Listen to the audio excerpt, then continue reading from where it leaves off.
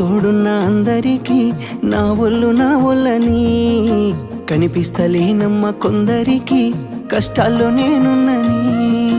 నా ఒళ్ళు నీ ఒళ్ళు ఏమున్నది అన్ని కాగితాల బంధాలు, అవి కాగితాలే జీవితాలనుకొని అయినోళ్ళనే వదులుకుంటారయ్యా. బాగుంటే 10 మంది వస్తారయ్యో చుట్టాలై మన ఇంటికి, లేకుంటే వదిలేసి పోతారయ్యో అయినోళ్ళే ముమ్మాటికి.